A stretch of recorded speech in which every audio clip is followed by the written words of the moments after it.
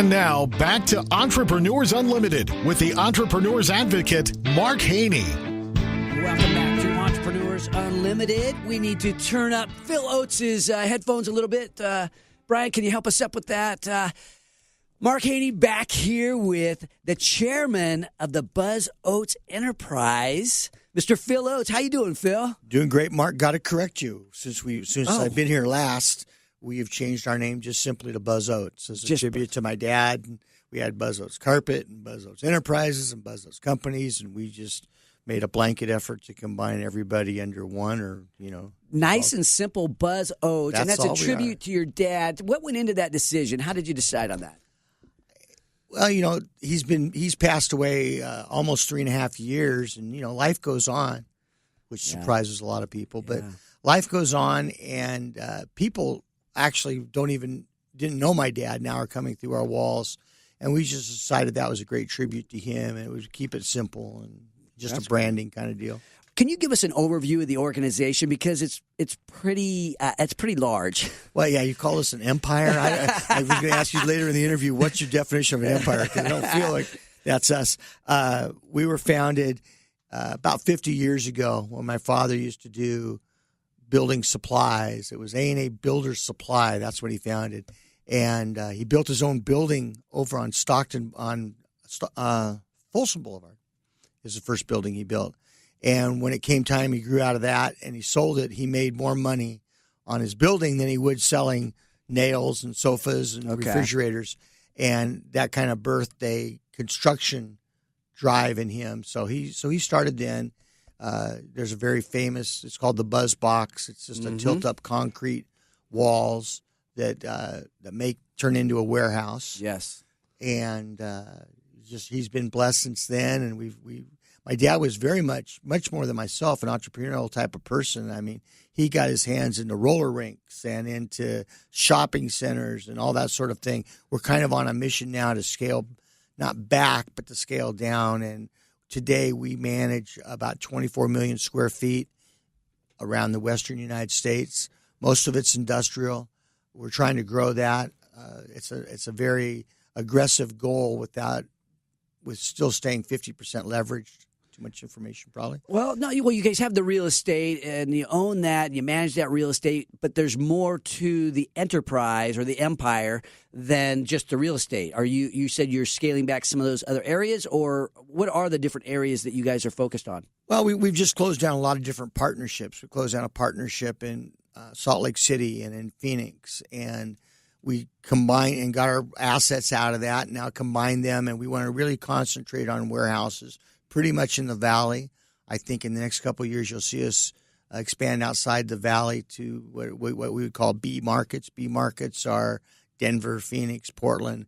They're not Chicago, L.A., New York. We'll probably never enter those type things. And in this day and age of e-commerce, that's the big thing. Yeah, you don't need as much brick and mortar retail as you do the fulfillment centers. That's right. I mean, if you're driving out to the airport, to Metro Airport sometime, look to your right before you get there if you're coming from Sacramento, and you'll see a big million square foot building for Amazon. That is the real estate play we believe of the future, being able to people to make their orders online or over the phone or whatever and get immediate delivery. And so you need multi-distribution centers, as Amazon's finding out. And they're doing pretty well last time I looked. Yeah. Now, that's an enormous responsibility. How do you, Phil, allocate your time? How do you do this? Well, I'm very blessed, and I've got partners in Kevin Ramos and Larry Alba, and they do the heavy lifting of the company, and I try to know what's going on, so when I come on shows like this, I don't sound stupid.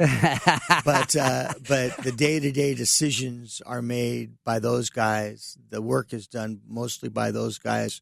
We're very big players in Five Star Bank, and Mike Stodden is now over there, and so he does a really great job over there. And my job is to kind of be the face and the bridge between my family, my sisters, and their families, and the company, and the community in our company. So, my days are never the same. So who is responsible for? And just thinking of an operational standpoint, is there is there one person responsible for maximizing the synergies between all the different divisions, getting these guys to work together? Well, I think that falls on the CEO. Okay. And he's like a brother to me, Larry Alba. And I think we work pretty closely together. We go through times like this week. I think I saw him on Wednesday, and I'm not going to be back in the office till the middle of next week. And so sometimes we're ships passing briefly, but we stay in communication with each other, and we talk to each other about what we want to do and how we want to not govern, but how we want to run the company and how are we going to handle these situations. And Larry's a great man, and we think a lot alike. I can't ever think of a time we've had a substantial disagreement. Sometimes we don't agree, and we just sit down like you and I are doing, and we'll go back and forth, but we always come to a common decision. Now, 5 Star Bank, I have to recognize them. They are a sponsor. They are my bank. They are the Entrepreneurs Bank. So you guys do, I mean, what happens with the Buzz Oates, I was going to say Buzz Oates Company, what happens at Buzz Oates really does affect small business because you're providing jobs and there's opportunities as you guys build buildings and grow. But also 5 Star Bank, that is their focus. Yeah, 5 Star is just doing a great job as a local bank. And that bank was founded by my father, and he started American River Bank, which is another great local bank, and then kind of removed himself from that. No problems. He has a great relationship with David Tabor, and those guys just moved on and then decided again to start another bank with 5 Star. And I think under the leadership of James Beckwith and Michael Stodden, they are probably, I think, the premier local bank. And the reason a local bank's important is they have a pulse for who you are. You go to the bigger banks, they don't know, $1 million company. They don't know the local feel. They don't know the players. And I think James and Mike, James is out to more events than I am, Yeah. And he does a great job of just knowing who they can lend to and who they can't, quite frankly. You bet. On this show, I've got my confidence going a little bit more since the last time you were on here, which was close to 2 years ago. And I've developed the question that I think that all entrepreneurs should ask themselves: are you hanging or are you banging? And what I mean by that is, if you're hanging, that's cool. We all need our downtime. But if you are banging, that means you are at your very best opportunity. And so I'm wondering, for a guy like Phil Oates, what is banging? What is your very being at your very best opportunity for you? That's a great question. I would say I'm banging. I'm sure if my wife's listening, she wish I was hanging. Sorry, dear. But I think I'm banging. I think that God's opened up so many doors, especially since we've last talked. G1 is open. Yes, Golden One. The excitement of downtown. We've moved our office downtown, which we joke about. People say, well, what would your dad have done? I said, my dad never would have moved downtown, and the expense of moving downtown. But after being there 6 months, it would have become his idea. So my dad would love it downtown. There's not a doubt in my mind that he would, after getting him there screaming and fighting, he would love the idea.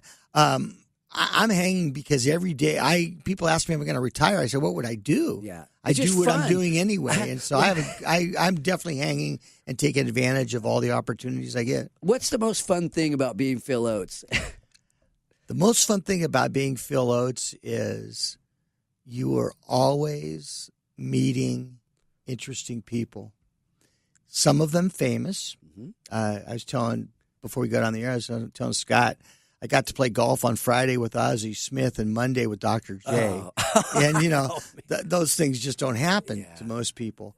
Yeah. But also meeting people like yourself.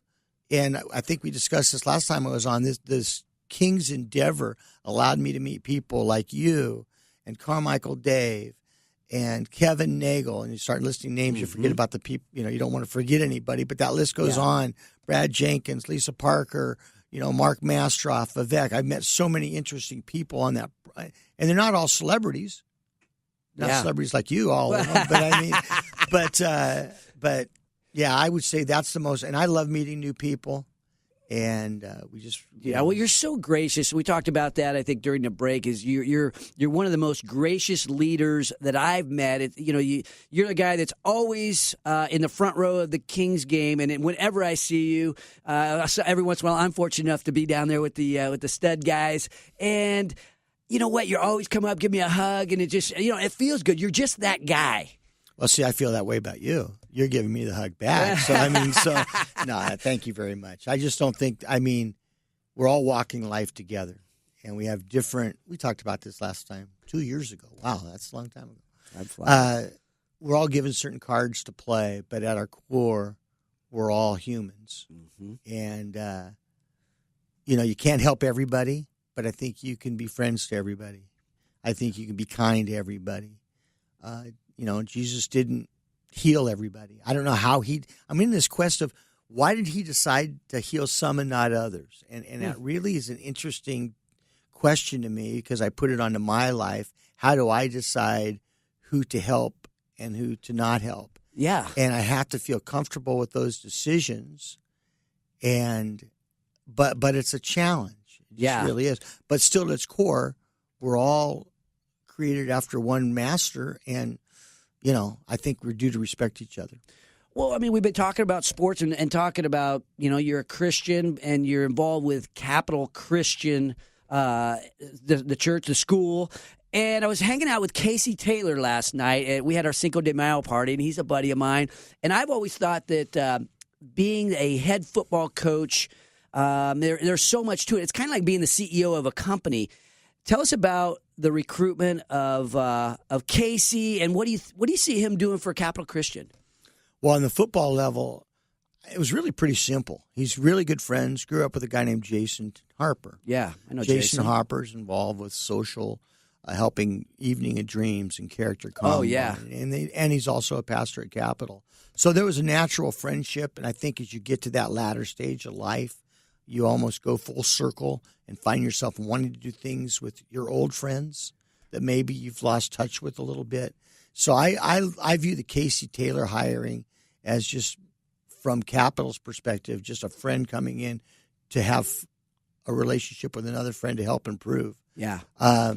There's certain things he can do at a private school, the lack of boundaries that help, but there's certain challenges that he's going to find. And I have no doubt Casey's going to do a very good job. It'd just be interesting to see how his learning curve, so to speak.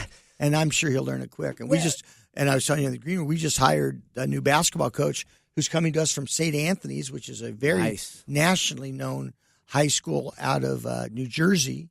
Well, the coaches have such people call you Coach Oates. Coaches have such an impact on these young lives, these people who are turning into adults and raising young men in football. In the case of a high school basketball player or a high school football player, but you've been involved in that, and it's just so important. Now, I'm going to transition this to the Kings, if you don't mind, because talking about basketball, I'm excited about what's happening in Capital Christian and their opportunities. But what about growing the Sacramento Kings? You're a huge Kings fan. Yeah, it's both business and it's social, and I love being an owner, but it can be stressful at times. I think that I really respect Vlade, and I'll tell you why. When he made that draft pick last summer, almost a year ago, of Papa G and all that, and made the trade and did all that, he got roasted in the national media. Right. If you looked at our draft ratings, FFFD, but he didn't worry about that. He didn't worry about what others were saying. He did what he felt was right. And I think that's a real strength of Vlade's. And it's very interesting. By the end of the year, you didn't hear those naysayers talking about how bad that trade was. Right. He got possibly 3 players, because Bogdanovich is in that trade too. Yeah, he's going to be Scal, Bogdanovich, and Papa.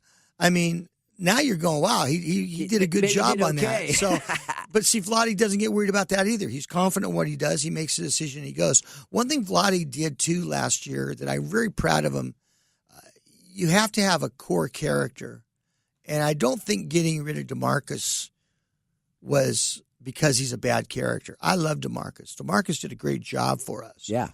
But what Vlade did was he brought in two guys by the name of Garrett Temple and Anthony Tolliver, who were not only very good veteran players, but they had team first core faith in their life. And they worked with the youngsters. I don't know if you heard this quote from Anthony. It's been in the papers, but he would go up to Scal and say, Scal, my job is to get you good enough that you're going to beat me out. Yeah, Well, I did see that recently. Yeah, how marvelous is that for how many pro players would be able to say that? So Vlade searched out these guys. So now what you've got is you've got this young nucleus of very talented players. I think something like eight of our players in the rotation next year should be under the age of 23. Wow. That's really young. That's a great But you've got up-and-coming. these leaders teaching them the right way, and I like where we're going both as a business and as a basketball team. Anthony Tolliver is going to come on the show next week because he is also an entrepreneur, along with Chris Johnson, another mutual friend of ours, Rapid Brands. But when we come back, I'm going to ask Phil to stick around. We're going to be talking about gratitude as we move into segment 3 of the show. But coming up after the break, we're going to meet Bill Hollidan, the founder of Hollidan Public Relations. Join the conversation on Facebook Live. This is the Haney Biz Project.